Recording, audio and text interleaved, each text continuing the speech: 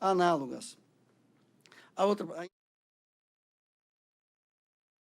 A competência geral para os casos relacionados à Operação Lava Jato foi objeto... No Tribunal Regional Federal da 4ª Região, julgamento que acontece em Porto Alegre, na cidade gaúcha, e a sua TV Cidadã, uma TV do Tribunal de Contas do Estado de Alagoas, numa parceria com o Senado Federal, não poderia ficar de fora. É uma TV gratuita, aberta, uma TV feita para você. Eu sou Elias Ferreira e estou acompanhado aqui de especialistas em direito eleitoral e direito penal para que a gente possa compreender quais são os reflexos desse julgamento com a absolvição do ex-presidente Lula ou com a condenação do ex-presidente Lula. Vamos falar inicialmente sobre os fatos que já ocorreram nesse julgamento, já tivemos a abertura, já tivemos um relato sobre o que aconteceu, o relator já passou seu relatório, já tivemos o Ministério Público Federal se apresentando e também as defesas. Apenas 3 dos advogados, eram 7 advogados, 6 acusados, além do presidente Lula,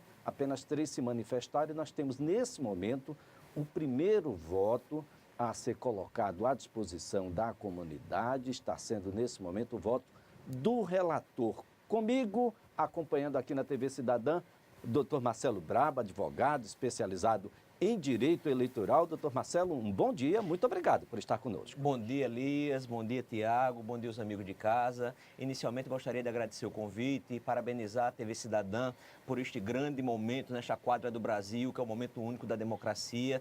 E dizer que é um momento único não apenas, Elias, pela circunstância de estar sendo julgado um ex-presidente da República, mas que certamente o julgamento de hoje vai ter eco na sociedade, vai repercutir também em julgamentos de governadores, de prefeitos, de deputados, de senadores, e vai impor também que o Poder Judiciário, com relação a toda a situação relativa à improbidade, à corrupção, ele venha acelerar os seus julgamentos, de modo tal que a sociedade não venha ter apenas o julgamento popular, mas venha também ter o julgamento jurídico em relação a essas pessoas. Olha, conosco também o doutor Tiago Mota, advogado especializado em direito penal, é também mestre em teoria dogmática do direito pela Universidade Federal de Pernambuco. Doutor Tiago, um prazer tê-lo aqui. É um prazer grande estar aqui, Elias. Primeiramente, gostaria de saudar o amigo Marcelo. Hoje, diante de um julgamento tão paradigmático, é importante que a gente traga para a sociedade informações para que o processo institucional do qual decorre esse julgamento seja compreendido, né? Estamos diante de um julgamento histórico, mas que precisa ser visto sob a perspectiva do direito. Não sobre perspectivas extremadas, ideológico-políticas, mas sobre os fatos que estão sendo narrados e sobre seus impactos dentro até mesmo do pleito eleitoral que se avizinha. Então, eu agradeço o convite e a confiança e espero que a gente, com certeza, teremos uma excelente conversa no dia de hoje. Vamos sim, vamos a esse bate-papo. A pergunta que o eleitor do Lula quer ver respondida, doutor Marcelo Brabo, é se ele poderá ser candidato à presidência da República caso venha a ser condenado com esse recurso agora acolhido pelo Tribunal Regional Federal? Elias, a gente está diante de uma situação que é uma aplicação de uma lei de 2010, que é a Lei Complementar 135, a chamada Lei da Ficha Limpa, e que esta lei diz que, havendo julgamento colegiado, a pessoa fica inelegível e não pode, em razão disso, ser candidato. Para que haja a possibilidade desta candidatura, a pessoa vai ter que obter, aquela pessoa condenada, ou um efeito suspensivo no processo no qual tramita e que se discute a inelegibilidade, que tem como efeito reflexo a inelegibilidade, no caso do Lula, um processo penal, ou tentar uma decisão no âmbito do TSE que entenda que aquela situação, em razão de alguma peculiaridade, não pode a ela ser aplicada a inelegibilidade. Uma outra pergunta, doutor Tiago Mota, que o eleitor do Lula quer ver respondida é: ele poderá sair preso do julgamento de hoje? Elias, eu posso te responder essa pergunta com grande simplicidade. É extremamente improvável que ele saia preso hoje. Já houve, inclusive, manifestação do Ministério Público Federal no sentido de que não pleiteará esse tipo de prisão, né, da execução provisória. Mas é preciso que a gente compreenda que a gente tem basicamente 3 grandes universos. Como se sabe, o Supremo Tribunal Federal reconheceu nos últimos anos a possibilidade da execução antecipada da pena. O que é isso? A Constituição diz que ninguém é considerado culpado até o trânsito em julgado de sentença penal condenatória. Ocorre que, de uns tempos para cá, de mais ou menos 2 anos para cá, a partir das ADCs 43 e 44, do HC 127 e 296, o Supremo Tribunal Federal entendeu que os recursos ao STJ e ao STF não teriam efeito suspensivo e que o réu já poderia ser preso. E o que acontece é que o Lula está sendo julgado agora diante de um órgão colegiado e que normalmente os recursos que podem ser interpostos nessa decisão se dirigem a esses tribunais. Então, em situações tais, passou-se a se indagar se havia possibilidade dele ser preso. Eu coloco que existem basicamente 3 grandes situações. Se o Lula for absolvido, é óbvio, sendo revertida a decisão do juiz Moro, não há possibilidade alguma dele sair preso. Se a decisão, entretanto, for mantida de condenação, e ela for mantida, por exemplo, por unanimidade, ainda assim há a possibilidade de manejo do que nós chamamos de embargos declaratórios. Isso é um recurso que tem a finalidade de discutir contradições, ambiguidade, obscuridade, contradição. E esse recurso é no próprio tribunal. Da mesma forma, se o julgamento não for unânime. Nessa situação, cabem embargos infringentes. E o que acontece com esses recursos, para quem não está acostumado com a matéria? No final das contas, é que o próprio tribunal, que deu a decisão, vai continuar sendo arguído acerca da matéria. E isso implica em dizer que ainda não estariam sendo manejados os recursos especial e extraordinário. Então, do ponto de vista prático, simples para que a gente possa compreender bem o que está acontecendo, não existe possibilidade hoje do Lula sair preso, né? A não ser, em hipótese absolutamente precária, que seria a decretação de uma prisão preventiva por meio do tribunal. Ocorre que o próprio MPF já disse que não pleiteará o referido pedido, então nós temos perfeita convicção no sentido de dizer de que não haverá essa possibilidade no dia de hoje.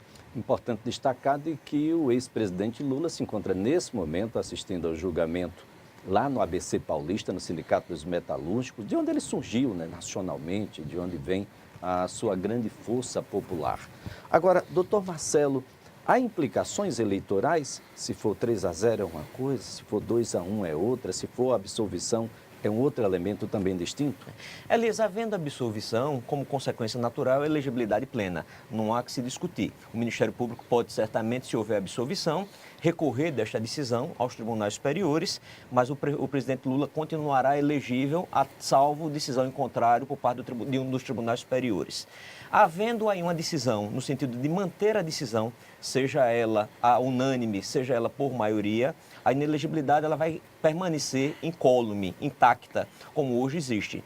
É claro que existem alguns julgados isolados aí por parte de cortes superiores, inclusive do próprio TSE, que entende que se for por maioria de votos, interposto embargos infringentes, que é um recurso que cabe na seara criminal, vai se deslocar daquela turma e ampliar o julgamento dentro do âmbito do tribunal, ficaria suspenso. Mas vai ser uma discussão jurídica e uma discussão que vai ter prazo final a ser definido. Se a gente observar o calendário eleitoral, está definido para o julgamento dos registros de candidatura no âmbito do TSE o dia 4 de setembro. Então o TSE deverá dizer de maneira definitiva, no dia 4 de setembro, se o presidente Lula vai ser elegível ou inelegível. Bem, um ponto de discussão, e que tem sido inclusive uma preliminar apresentada pela defesa, não só do Lula, pela defesa de praticamente todos aqueles que estão sendo julgados no dia de hoje, é sobre competência. Competência não só do juiz, como do próprio foro e do próprio Tribunal Regional Federal em relação às verbas ali oriundas para o próprio triplex não serem, em tese, oriundas da Petrobras. Como é que isso se dá no campo eleitoral e no campo criminal também? Bem, no campo criminal, essa é uma discussão que vem sendo travada desde o início do processo, porque a gente precisa compreender que, primeiro, o processo está na Justiça Federal e está na Justiça Federal de Curitiba, na 13ª Vara Criminal de Curitiba. Como é que esse processo foi para lá? Inicialmente, essa investigação corria no estado de São Paulo, né, por meio de 3 membros do Ministério Público faziam parte dessa operação, né, e o que aconteceu foi que, em algum momento, esse processo foi para Curitiba. Curiosamente, é preciso que a gente compreenda que a determinação da competência na Justiça Federal, de acordo com o artigo 109, inciso 4º da Constituição, se dá principalmente por conta do interesse da União no julgamento.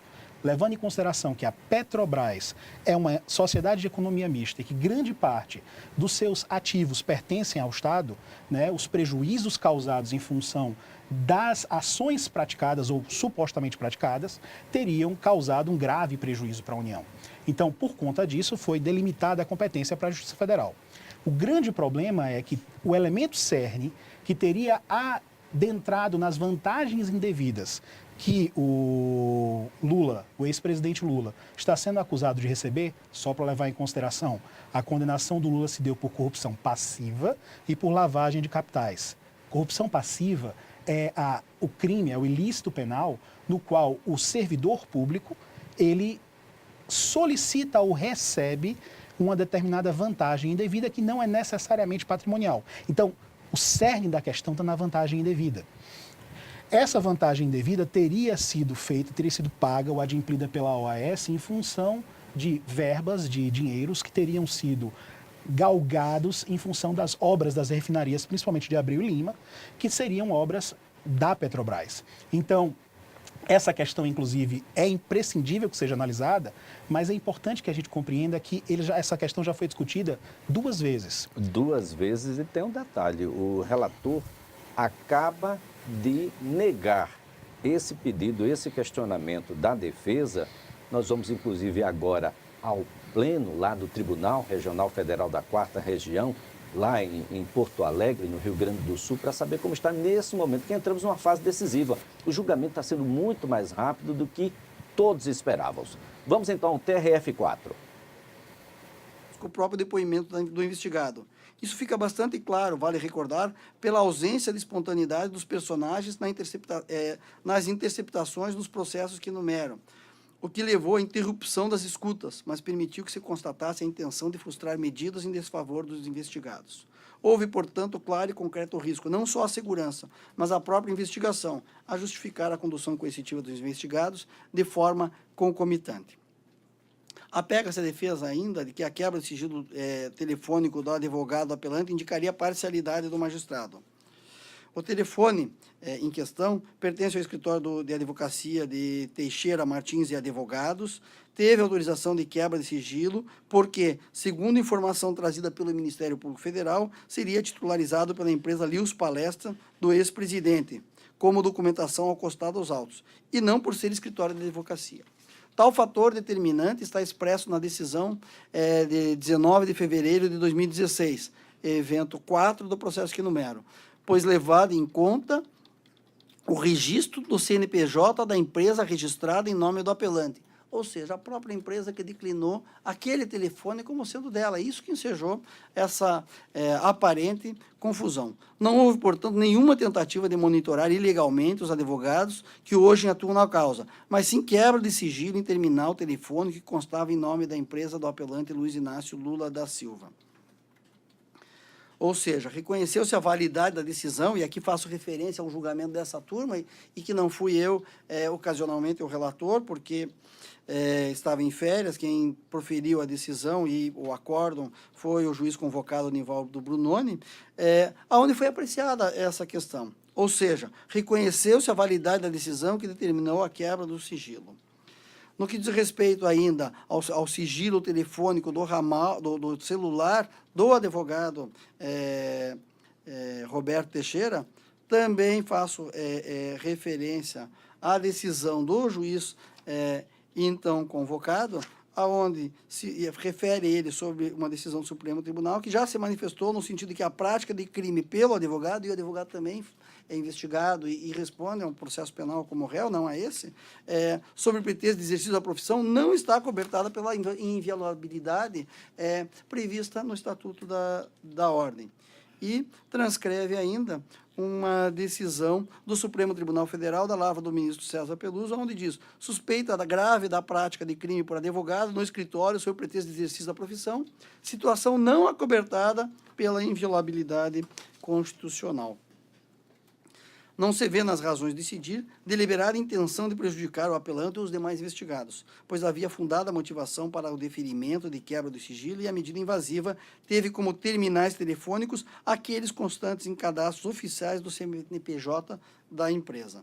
A medida foi determinada ainda na fase pré-processual e, naquele momento, apontava-se para a necessidade de identificar os supostos envolvimentos em diversos delitos, não somente os que foram apurados nesta ação penal. Em se tratando de quebra de sigilo prévia e, portanto, preparatória, dela podem surgir diversas ações penais, como de fato ocorreu. Exemplo disso é que o advogado Roberto Teixeira, como fiz referência, responde a 2 ações penais, numero ambas, a quem é imputada a participação em crimes correlatos. De qualquer modo, não há registro na sentença de utilização de quaisquer das interceptações ou mesmo que tenha alguma utilidade para o presente processo. Tampouco a defesa aponta expressamente qual ou quais seriam as interceptações prejudiciais, limitando sua insurgência no campo da teoria da nulidade genérica. Argumenta a defesa ainda que o julgador é imparcial porque levantou o sigilo de interceptações legais, de interceptações telefônicas ilegais. Isso foi referido agora há pouco da tribuna. Novamente, não existe correspondência entre a decisão apontada e alguma causa, suspeição ou impedimento. Como anotado pelo juiz de primeiro grau, quanto à alegação de que o levantamento do sigilo teria gerado controvérsias que impediriam o recipiente de tomar posse como ministro de Estado, é de se questionar se presente aqui uma relação estrita de causa e efeito, pois a insatisfação com o anterior governo precedeu o fato. De todo modo, ainda que existente, tratar-se-ia de consequência externa ao processo e fora do alcance do poder de decisão deste julgador.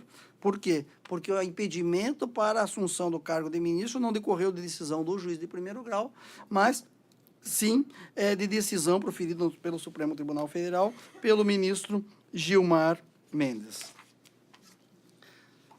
Também a tentativa de obter a declaração de suspeição do juiz, porque teria pré-julgado a causa ao prestar informações ao Supremo Tribunal Federal na reclamação 23.457. Faço referência a um outro julgamento desta 8ª turma do Tribunal Regional Federal da 4ª Região, destacando que a legalidade no ato, na perspectiva administrativa, a legalidade do ato do juiz, essa decisão do juiz singular de levantar o sigilo foi objeto de 2 ações aqui no tribunal, uma de caráter administrativo e outra de caráter penal. A de caráter administrativo, dizendo respeito a... Bem, você está acompanhando aí o relator do caso, o relator do TRF4, falando exatamente sobre um outro pedido que acaba de ser negado, um pedido da defesa que era de suspeição do juiz Sérgio Moro, do que ele estaria fazendo um julgamento político ou coisa nesse sentido, que não estava apto a prosseguir como juiz do caso. Doutor Tiago, esse é um pedido que já havia, inclusive, sido discutido em outros cenários, em outros momentos. Só para o nosso ouvinte entender, grande parte dos pedidos orientados em sede preliminar pela defesa do Lula já tinham sido, inclusive, discutidos pelo TRF da 4ª Região. Inicialmente, a questão da competência, né, a própria defesa do Lula já teria argumentado, não sei se todos se lembram, mas houve um pedido de prisão em São Paulo em desfavor do Lula, e a defesa foi até o Supremo Tribunal Federal alegar que a competência não era da Justiça Federal de São Paulo, e sim da Justiça Federal de Curitiba.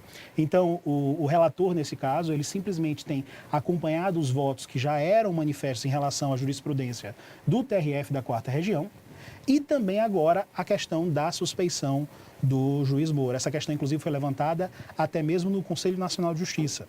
Então, são matérias que, de uma certa forma, ao que parece, do ponto de vista técnico, serviriam não muito mais no sentido de discutir a decisão, mas pré-questionar para levar esse julgamento, eventualmente, para o STJ ou para o STF. Então, a defesa tem feito isso no sentido de trazer um requisito de admissibilidade para que esse julgamento possa, depois, se eventualmente a decisão condenatória for mantida, levar isso a Brasília.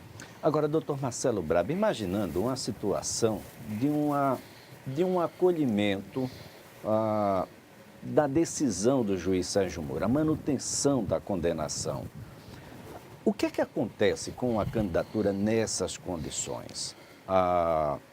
ele pode recorrer e ainda assim conseguir o seu registro para a candidatura?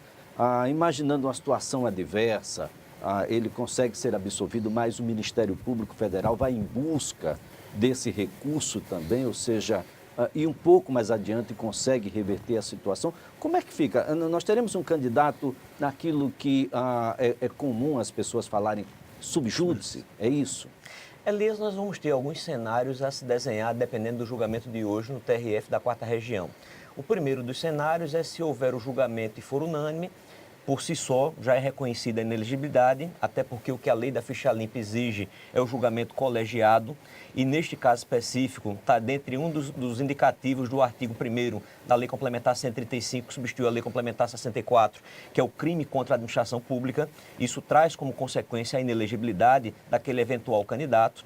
Então o presidente Lula vai ter que obter um efeito suspensivo nesse eventual recurso aí às instâncias superiores, como também um eventual recurso no próprio âmbito do TRF. Até porque o registro de candidatura ele vai se dar no final de julho até o início de agosto, e ele tem que estar com essa situação resolvida até lá. Ou ao menos tentar, durante o curso do registro de candidatura, cuja data prevista para julgamento no âmbito do TSE dia 4 de setembro, já está com essa situação já consolidada, ou ao menos suspensa a inelegibilidade em decorrência de uma liminar. Porque caso contrário, o TSE vai indeferir esse registro de candidatura e ele vai ter que brigar através de outros recursos, embargo de declaração, um próprio recurso extraordinário ao Supremo Tribunal Federal, tentando a aplicação da elegibilidade superveniente, que pode ser obtida através do julgamento desse recurso. Então, temos vários cenários a se desenhar. O que a gente espera é isso, é que esse julgamento, neste momento, independentemente de ideologia, independentemente de simpatias, ele vem em boa hora, porque a tendência natural que até o registro de candidatura a gente já tem um cenário mais ou menos definido do que deve acontecer. Daqui para lá, o ex-presidente Lula, já deve ter obtido ou não uma medida liminar aí no Tribunal Superior, de forma tal que a gente já sabe se ele vai poder ser candidato ou não. Trazendo assim para o cidadão o que todos nós mais precisamos, que é a segurança jurídica, de forma tal que não se venha a votar num candidato e ter a possibilidade daquele voto não ter a valia necessária. Porque uma situação como essa, o subjúdice vai continuar sim, mas você vai ter um grau de certeza ou de menos indefinição a depender da tramitação no âmbito dos tribunais superiores. Agora, doutor Marcelo, existe algum cenário em que o presidente Lula venha a conseguir o registro de candidatura, venha a ser eleito presidente da República e não possa assumir o mandato? Elias, concretamente existe, não podemos afastar esta perspectiva. A ideia do presidente Lula e da sua assessoria era esticar este julgamento no âmbito do TRF da 4ª Região, de forma tal que ele pudesse obter o registro de candidatura no âmbito do TSE e, através do registro de candidatura, ficava mais difícil essa modificação de entendimento. Só que a situação foi muito antecipada. O julgamento está ocorrendo em janeiro, mesmo que haja embargos infringentes no âmbito do próprio TRF da 4ª Região, no caso de julgamento não unânime, ou embargo de declaração no sentido de aclarar e colmatar a decisão do TRF da 4ª Região, a tendência natural é que, no máximo, agora em meados de março, esse processo já esteja pronto para ser dirigido às cortes superiores, que vão ter algum tempo, certamente, daí de março até agosto, para poder dizer se concede ou não um efeito suspensivo. Então, acho que o quadro, quando do registro de candidatura, se ele não estiver já definido de maneira completa, ele vai estar próximo aí de uma definição, mais ou menos delineado o que deva acontecer. Bem, doutor Tiago Mota, fora dos tribunais, e a gente espera que seja realmente só fora dos tribunais, nós temos aí uma discussão. Aqueles que são favoráveis ao presidente Lula dizem, olha, não tem prova nenhuma. Não há no que se ancorar essas decisões. Aqueles que são contrários dizem que as provas são mais que robustas. Nós temos ou não temos provas? Essa é uma pergunta bastante capciosa, Elias. Sim. Você está querendo me colocar numa posição complicada. O Código de Processo Penal, no artigo 155, ele diz que o juiz formará a sua convicção, e convicção é justamente a decisão que ele vai ter entre condenar e absolver alguém com base nas provas produzidas em contraditório judicial. Durante muito tempo, a partir da condenação do Lula, aliás, desde antes da própria apresentação da acusação, a de se lembrar a questão do PowerPoint e entre outros recursos que foram utilizados de marketing, se diz que não haveria provas no sentido da condenação ou da prática de ilícitos pelo ex-presidente Lula. É preciso que se coloque uma coisa de maneira clara. O que é prova? Prova é aquilo que é utilizado dentro do processo penal para, de forma democrática, convencer o magistrado e ele poder decidir pela condenação ou não. As provas no processo penal, existe um rol de provas que podem ser utilizadas, que vão desde um depoimento é prova, há indícios, enfim, há uma série de elementos, provas documentais, que são considerados provas. Então, a análise desse ponto, ao meu ver, está extremamente míope. Existem provas nos autos, carreadas nos autos? Sem sombra de dúvida. A questão é, essas provas autorizam ou não um juízo de condenação? A discussão da inexistência de provas é muito mais uma discussão panfletária. Né? O que deve se discutir, o que está se discutindo agora no TRF da 4ª Região, é se o conjunto probatório que foi aduzido nos autos, que existe, se ele é suficiente ou insuficiente a ponto de determinar uma condenação na esfera criminal. E isso é importante que se compreenda, que a condenação da esfera criminal, ela depende de um juízo de convicção muito mais forte do que em qualquer outro ramo do direito, até por conta dos efeitos nocivos que só a sentença penal tem.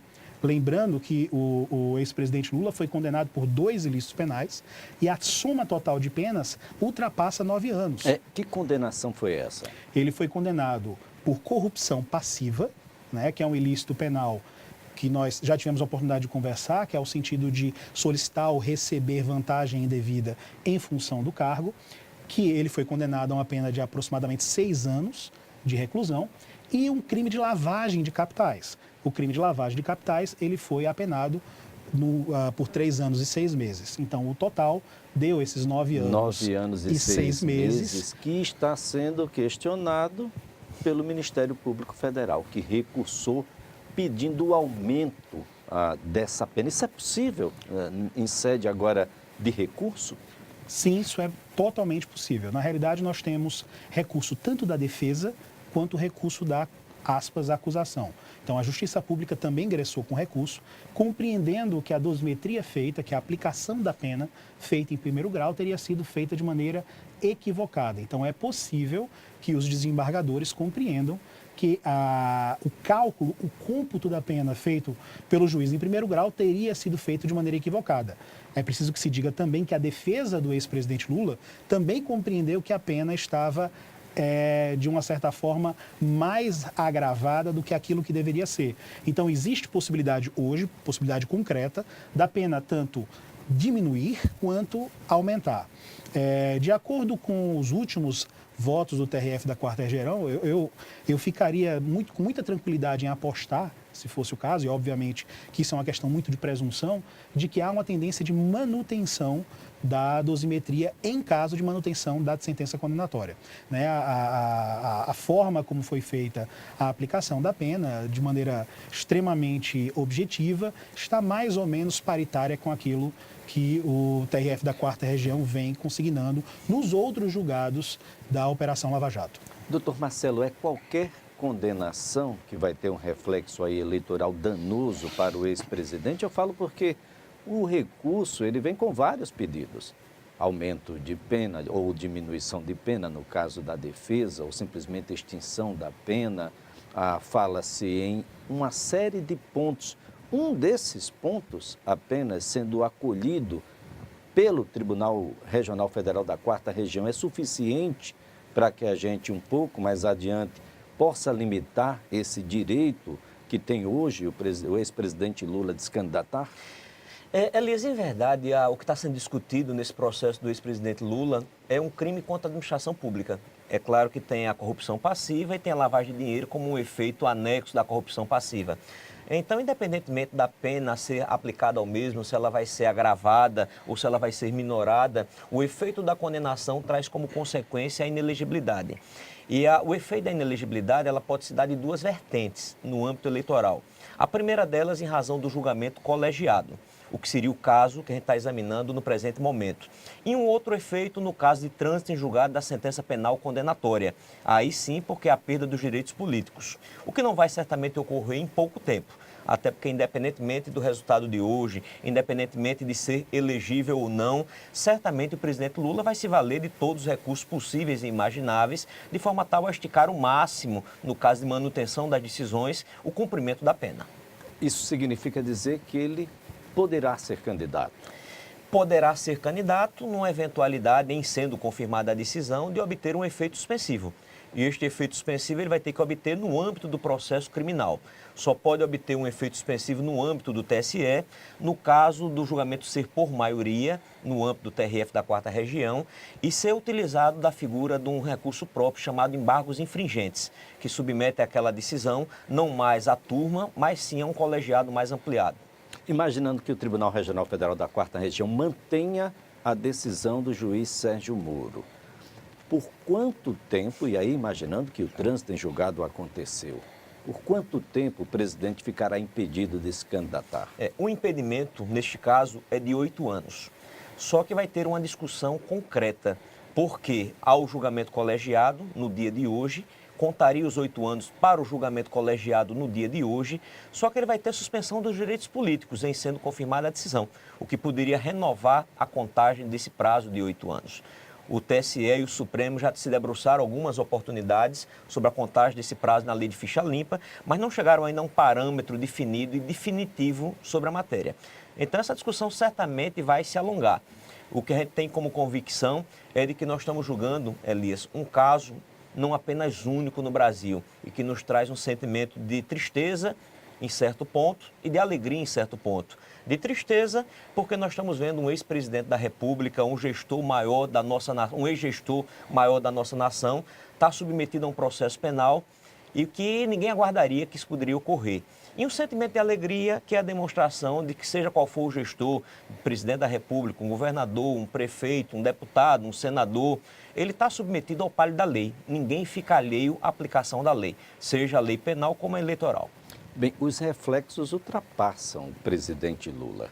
Isso significa dizer que no acolhimento da decisão do juiz Sérgio Moro, a gente vai ter um entendimento mais clarividente para as próximas condenações que saem lá de Curitiba e chegam até o Tribunal Regional Federal da 4ª Região e que se cuidem os gestores, os governadores, os prefeitos, porque a celeridade poderá ser a mesma?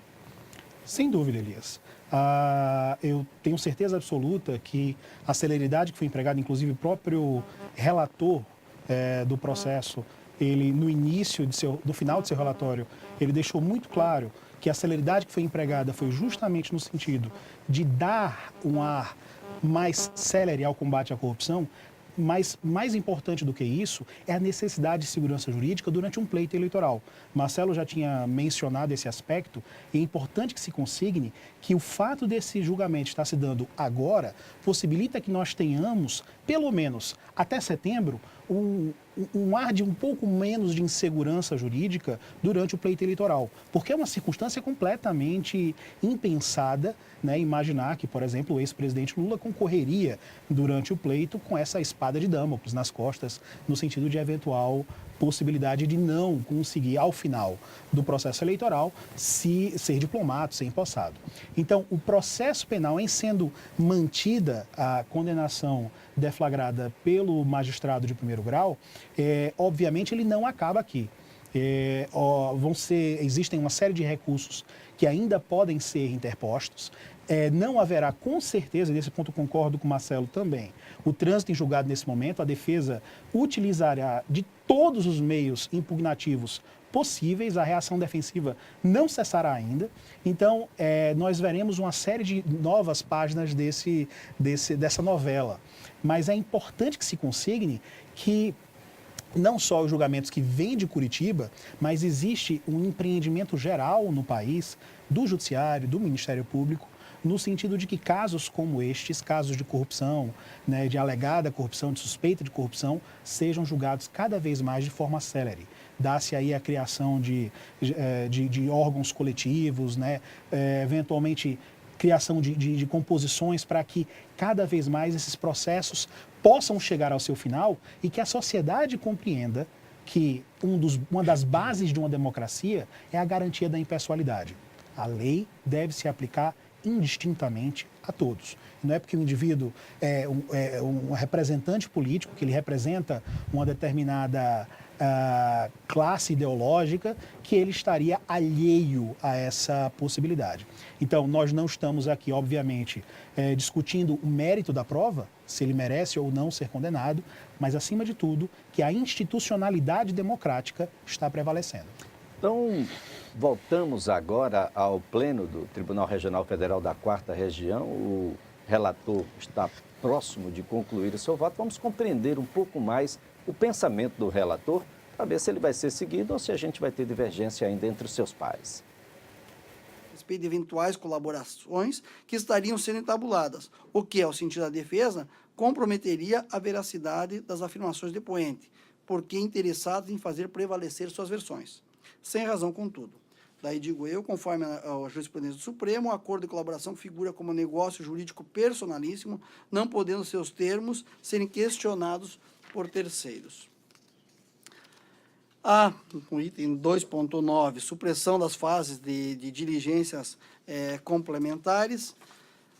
Eu estou rejeitando igualmente essa preliminar. Há outra preliminar de indeferimento de juntar depoimentos tomados na ação penal que enumero. Na verdade, é a ação penal que responde também o réu Luiz Inácio Lula da Silva, e foram prestados depoimentos no outro processo e que se pretendeu trazer para esse processo. Disse o juiz, em despacho proferido em dia 11 de julho de 2017, o juiz Aquá indeferiu o pedido formulado pelo apelante que pugnou pela juntada de depoimentos tomados na outra ação penal, sob a alegação de que descabe o pretendido nessa fase e os depoimentos referidos sequer são relevantes para o julgamento da presente.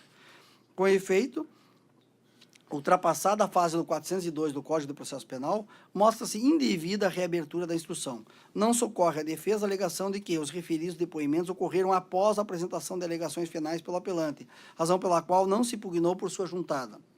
Isso porque, compulsando os autos da ação penal correlata, percebe-se que as ditas testemunhas foram arroladas pela própria defesa naquele efeito há bastante tempo anterior a esta fase processual. E poderia, por isso, a própria defesa ter arrolado neste processo as referidas testemunhas se entendesse que eram pertinentes à sua oitiva. Não foi o que ocorreu nos autos. E que vale dizer, pertinente ou não os testemunhos, não há amparo no artigo 402 do Código do Processo Penal para que se admita a juntada de prova de interesse da defesa e a respeito da qual tinha prévio conhecimento e tempo hábil de requerê-la, inclusive em resposta à acusação. Há uma discussão sobre a falta de apuração do incidente de falsidade documental. Esse é um documento em que teria havido uma anotação posterior à mão. O juiz rechaçou essa preliminar, a defesa questiona a autenticidade do que não é prova, mas um comentário descritivo sobre uma prova. Esse comentário é a anotação à mão ali existente.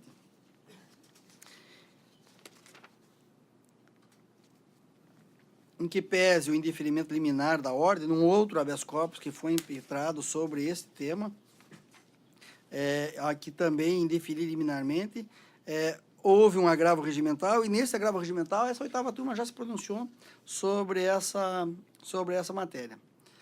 Também a 12ª preliminar, que faço referência daquelas 13 que destaquei, uma argumentação, um pedido de inquirição ou reinquirição do réu Luiz Inácio Lula da Silva perante esse tribunal. Esse pedido foi recorrente e foi indeferido à oitiva, destacando que isso não se trata de um direito da parte, mas de uma prerrogativa do tribunal, mais especificamente do relator, em promover a oitiva de qualquer uma dos réus que o relator entenda conveniente a sua oitiva. Mas isso não é direito subjetivo, é direito previsto na nossa legislação para os réus. E, neste caso específico, eu não entendi pertinente a oitiva, a reinquirição do ex-presidente. Faço referência ainda a mais jurisprudências do STJ, uma da relatoria do eminente ministro Jorge Mussi, a outra da juíza convocada, Alderita, desembargadora convocada, Alderita Ramos de Oliveira, aonde destacam expressamente que é faculdade do tribunal e não direito subjetivo. E tal entendimento foi reafirmado em decisão inicial pelo ministro Félix Fischer no habeas corpus 404.030 do Paraná, relativamente a esses fatos. Também há uma alegação nesse tópico de violação à autodefesa. Digo que não prospera a alegação. A tentativa de invalidar o depoimento é bastante frágil e limita-se a perguntas que não teriam relação com o tema probando, assim como a compra do sítio em Itatibaia, cuja apuração de responsabilidade é objeto de outra ação penal. Ao interrogado foi assegurado o direito a silêncio e dispensado o compromisso de dizer a verdade, o que é da essência da autodefesa, de não autoincriminar-se.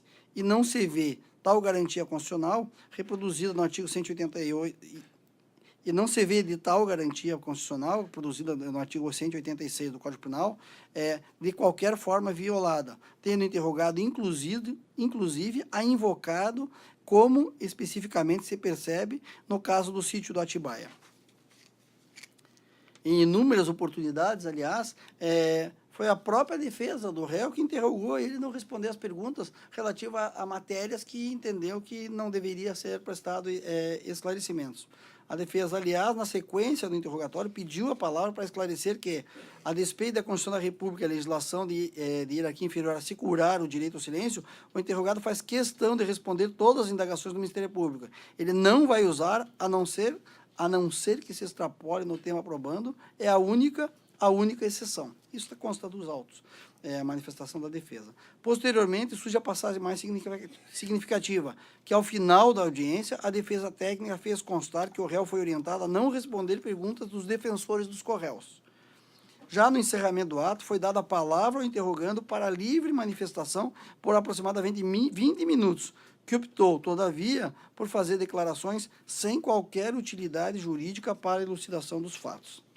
Refira-se ainda que a defesa solicitou a presença de um representante da OAB no interrogatório de 10 de maio de 2017. A entidade de classe, com base em decisão proferida pela Câmara de Direitos e Prerrogativas, requereu a presença do representante André Salmazo Poubel, da OAB do Paraná, para acompanhar o ato no dia 10 de maio, para acompanhar esse evento. O pedido foi deferido pela OAB, e o termo de audiência aponta o comparecimento do representante dessa instituição, bem como aponta o comportamento da defesa em relação a todos esses fatos.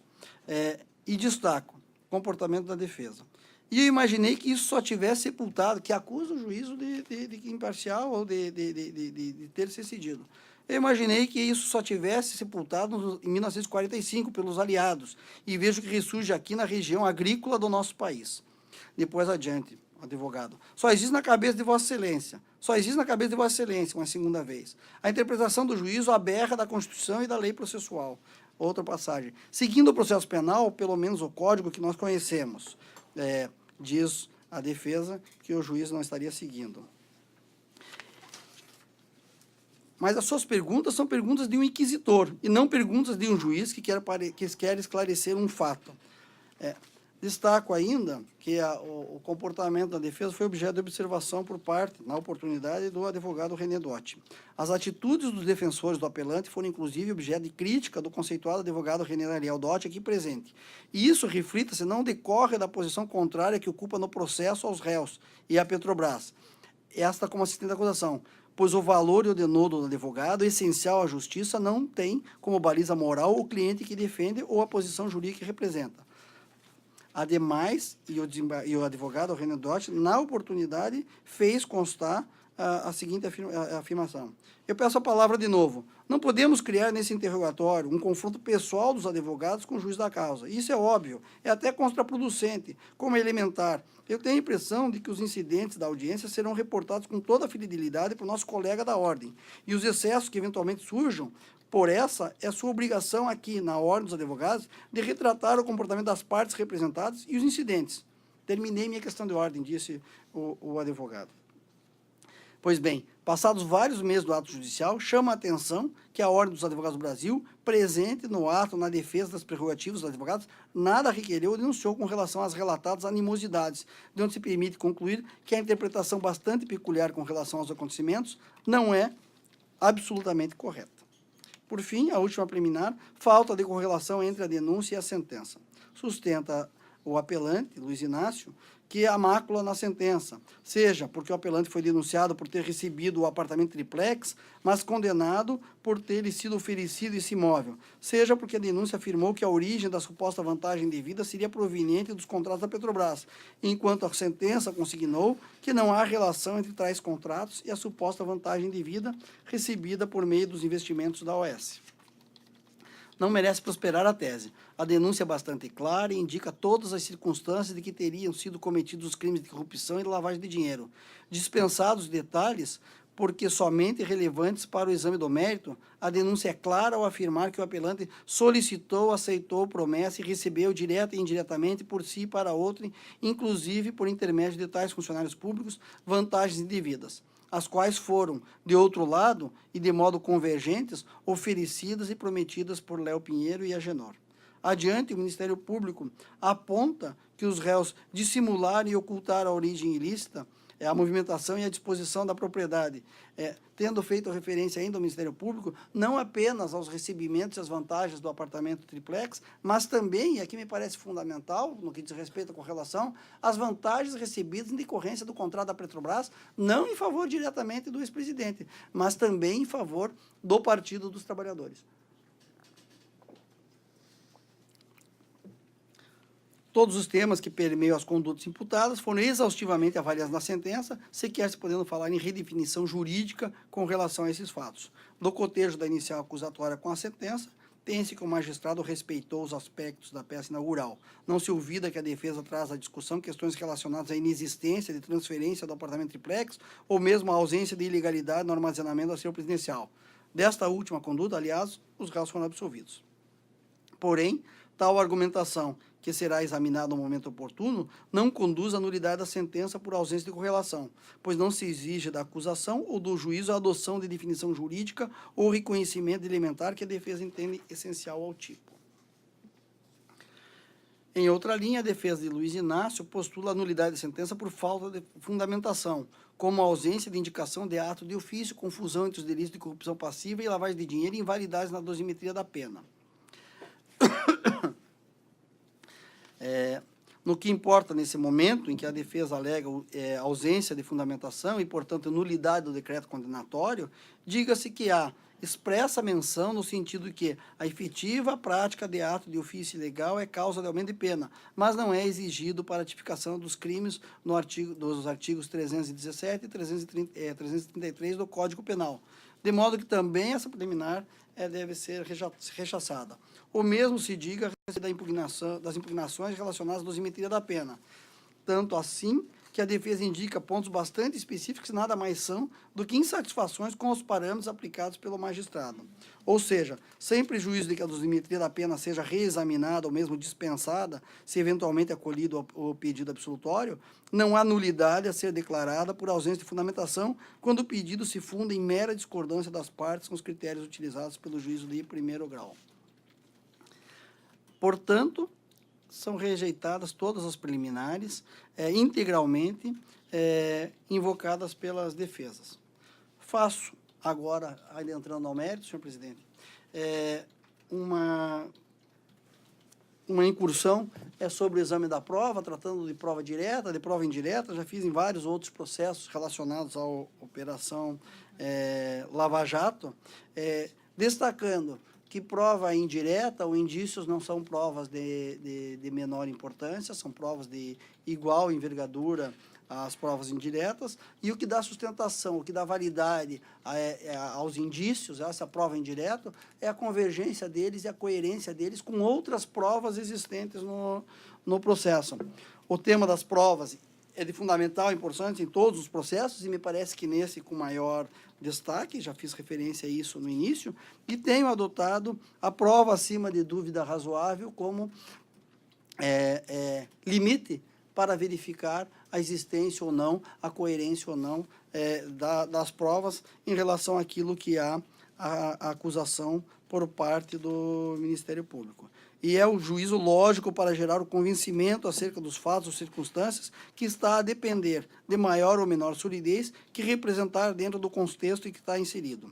Importa registrar que a legislação e a jurisprudência prática pouco avançam no nível sobre estándares probatórios, mas já temos diversos precedentes sobre esse tema, inclusive do Supremo Tribunal Federal. E trago à colação decisão da ministra Rosa Weber e do ministro Dias Toffoli, ambos fazendo referência a esta forma de exame da prova. Sem descurar... Bem, você está acompanhando aí, né, o Tribunal Regional Federal da 4ª Região, relator, o desembargador João Pedro Gebran, ele continua e quem achava que o voto, como eu achava também, ia ser muito rápido, porque ele fez um relatório muito rápido, se enganou. Ele ainda está nas preliminares, doutores. Isso significa dizer que o mérito ainda vai entrar em discussão. Bom, é um voto que parece não ter fim. É isso mesmo, doutor Marcelo? Elias, eu acho que não, até porque eu acho que o próprio relatório ele já é completante, aí já dá um indicativo mais ou menos do que deva acontecer. Nas próprias preliminares, vez ou outra, há algumas incursões no mérito da demanda.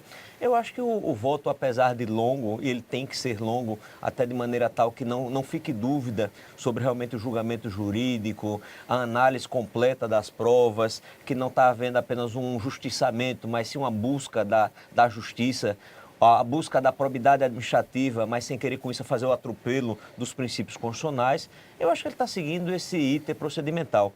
E é importante também, até para que não apenas a defesa tenha a convicção de que tudo foi examinado, mas que também a sociedade não fique com a impressão de que foi julgado apenas por interesses outros, de esferas outras, ou às vezes até mesmo interesse de caráter pessoal. O senhor também concorda? Concordo. É preciso que a gente compreenda, Elias, que da mesma forma que o voto está sendo extenso, os recursos foram muito extensos, né? A defesa do Lula apresentou um recurso que excede 400 laudas, né? Então, é preciso que o desembargador, no seu voto, independente do posicionamento que ele adote ou não, que ele ingresse nas discussões trazidas e que ele aponte qual é a normatividade jurídica que está incidindo naquela espécie. Então, é necessário e interessante, até sob o ponto de vista do controle da prática jurisdicional, que o desembargador efetivamente faça isso. A parte do relatório ela é muito mais simples, porque ele vai simplesmente dizer, ele vai normalmente orientar quais são os fatos relevantes do processo que desencadearam até aquele momento. Agora não. Agora ele precisa discutir cada uma das preliminares. Essas preliminares precisam ser votadas pelos demais desembargadores e, a partir dessa decisão, ingressar no mérito propriamente dito. Entenda, preliminar são as discussões jurídicas anteriores à discussão entre condena ou absolve, e o mérito é exatamente verificar: existe um conteúdo probatório suficiente para a manutenção da decisão ou não. Após o encerramento dessa discussão, se julga procedente, se mantém a acusação ou não, vai se discutir a questão da dosimetria e da eventual prescrição, que são os outros argumentos trazidos pela defesa dos réus. Então, nós temos ainda um bom caminho a ser percorrido. É bastante interessante que nós tenhamos ainda as vozes dos demais desembargadores que se posicionarão a respeito de cada uma dessas das matérias, para que a gente possa depois ter um controle exatamente dos reais motivos jurídicos e fáticos que levaram à decisão do TRF. Olha, uma preocupação muito grande para aqueles que estão acompanhando todo esse julgamento, se vai ou não vai ocorrer, os recursos do Ministério Público e também da Defesa, se dá por conta das perguntas iniciais da nossa conversa aqui. Será que o presidente vai poder ser candidato, o ex-presidente Lula, a ser candidato à presidência, por conta, inclusive, da sua relação, caso venha a ser condenado, com os critérios adotados pela lei da ficha limpa? Será que ele vai poder ou não sair preso, caso venha a ser condenado? A unanimidade de votos, por exemplo, e eu trago essa discussão aqui, doutores, por conta de decisões do Supremo Tribunal Federal, decisões que têm sido questionadas fortemente pelos mais diversos juristas, no que diz respeito, doutor Marcelo, por exemplo, a lei da ficha limpa poder acolher fatos anteriores à sua vigência, à sua promulgação. É como se a gente estivesse aqui rasgando o contrato social. Como é que o direito eleitoral tem se debruçado sobre essa discussão? E, claro, se esse precedente um pouco mais adiante vai poder ser utilizado em outras searas, no criminal, no civil, enfim. Elias, essa é uma discussão que não é de hoje. Quando do advento da lei da ficha limpa, em 2010, todos nós que lidamos no direito eleitoral, assim como também aqueles que lidam na seara criminal, até porque há uma interface de pontos de vista em algumas matérias, discutimos isso. Não apenas a aplicação retroativa da ficha limpa, mas a modificação, inclusive, com relação ao próprio prazo, que o prazo anterior de inelegibilidade era 3 anos e passou para 8 anos, e, inclusive, foi ampliado em algumas situações de prazos já consumados, como aconteceu aqui mesmo em Alagoas. E essa discussão não é uma discussão nova. Infelizmente, o Supremo Tribunal Federal terminou consolidando, rasgando, no meu sentir, a Constituição Federal, que tratava com maneira bastante clarividente e exata essas disposições, dizendo que prevalecia inicialmente a presunção de inocência em algumas situações, que a sentença só poderia surtir efeitos tanto na seara eleitoral como na penal, com o trânsito em julgado, e também evitando a aplicação retroativa da lei. A lei, como nós todos sabemos disso, só poderia ser aplicada de maneira retroativa para beneficiar, não para prejudicar. Mas houve essa mudança de paradigma, se entendeu que não estávamos tratando de sanção, de pena, mas em verdade de critérios, e é uma situação consolidada. E é uma situação que nós vamos ter que conviver com ela, não apenas no direito eleitoral, mas com a possibilidade aí de ter espectro e irradiar efeitos para outras searas do direito. Doutor Tiago, então quer dizer, um crime que não era crime, mas passou a ser crime, pode ser crime novamente? É uma confusão muito grande. A gente fica com medo do que é que pode fazer agora. Se daqui a 2 anos vier uma lei e disser que é crime, aí volta. E a gente pode pegar esse entendimento do eleitoral e trazer para o criminal, por exemplo? Uma das grandes conquistas, Elias, sem dúvida alguma, da democraticidade, de uma república organizada, de um Estado democrático de direito, é o princípio da legalidade. E quando a gente fala em princípio da legalidade e nós estamos nos deparando de um julgamento paradigmático, como é o caso do ex-presidente Lula, normalmente nós temos julgamentos mediatizados, onde nós temos basicamente torcidas. E se esquecem aqueles que estão fora do raciocínio jurídico, da discussão técnico-jurídica, que cada uma dessas decisões tem repercussão clara na vida do cidadão. O direito existe para limitar o Estado e proteger o cidadão. Então, como é que eu posso dar essa carta branca ao Estado de dizer que, eventualmente, um fato que não era considerado crime hoje possa amanhã ser considerado crime e eu ser punido por isso? Né? O princípio da anterioridade, que é um dos subprincípios da legalidade, é indubitavelmente um critério de proteção. Né? É um direito humano de primeira dimensão, de proteção, de liberdade do indivíduo contra o Estado. O Marcelo falava, em relação à questão da ficha limpa, que quando ela se aplicou, se considerava que ela não seria um efeito penal, e nós, da esfera penal, ficamos extremamente descontentes com a decisão do STF, principalmente porque é óbvio que isso é um efeito da pena sendo utilizado dentro do direito eleitoral. E um dos requisitos que foram utilizados na época em relação à discussão sobre isso é, gente, nós não estamos nos referindo ao direito penal. Curiosamente, recentemente, o Supremo Tribunal Federal, quando foi decidir a questão da execução provisória da pena, ele utilizou do paradigma trazido pelo direito eleitoral, justamente na lei de ficha limpa, para aplicar isso à questão da execução provisória da pena. E é curioso, a função do Supremo Tribunal Federal é, acima de tudo, além de político-jurídica, mas de guarda da Constituição.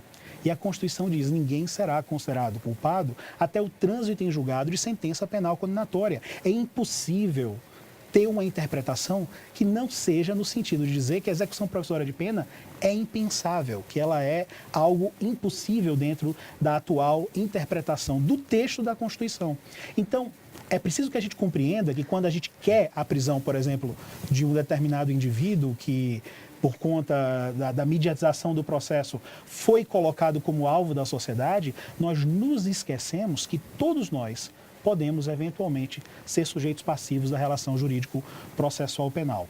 E a gente vê muito isso em sala de aula, Marcelo, que o aluno diz, não, mas eu não cometo crimes, todos nós cometemos crimes, é quase impossível, pela grande extensão de ilícitos penais que existe no nosso ordenamento jurídico, que eventualmente nós nos deparamos... A partir de abril, até pedestre Pode eventualmente ser cometer... multado, cometer um determinado ilícito aí. Então é curiosíssimo que a gente não consiga perceber que, apesar de, infelizmente, em alguns casos, para alguns, o direito está defendendo, aspas, bandidos, mas ele o faz para proteger você, cidadão, de que, eventualmente, no caso de estar sendo de forma incorreta ou inconvenientemente processado por um crime que não cometeu, você não seja sujeito a uma prisão indevida, você não seja colocado dentro de um presídio e qualquer um de nós, eu, Elias, você, Marcelo, podemos um dia estar nessa situação. Você que está aí nos acompanhando, né? Pode ser,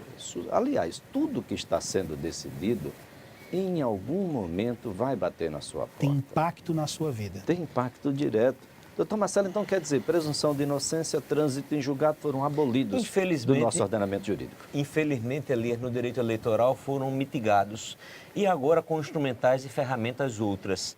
Recentemente o CNJ criou agora mecanismos que, por exemplo, o próprio julgamento de hoje, em sendo confirmada a decisão, já vai entrar o presidente Lula já num cadastro nacional daquelas pessoas que foram condenadas em segundo grau.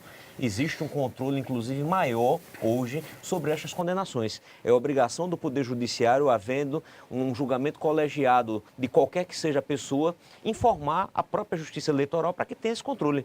Da mesma forma que o próprio CNJ está criando metas para o julgamento hoje das improbidades administrativas, que tem consequência na própria lei da ficha limpa, os julgamentos de natureza penal, criando metas e essas metas vêm sendo cumpridas. E trazendo também algumas situações que nós nos debruçamos, que às vezes nós não concordamos como operadores do direito, como é o caso aqui de Alagoas, que nós temos um núcleo de improbidade que criado através de uma resolução do presidente do Tribunal de Justiça e que a gente discute a constitucionalidade, porque no nosso sentir fere o princípio do juiz natural e outros princípios mais. Mas dizendo apenas para mostrar que existe hoje um apego, existe hoje um reclamo, não apenas da sociedade, mas que ecoa no judiciário e no CNJ, para que se possa acelerar processos dessa natureza e que se possa punir eventuais culpados com a celeridade exigida. Bem, muito se falou em provas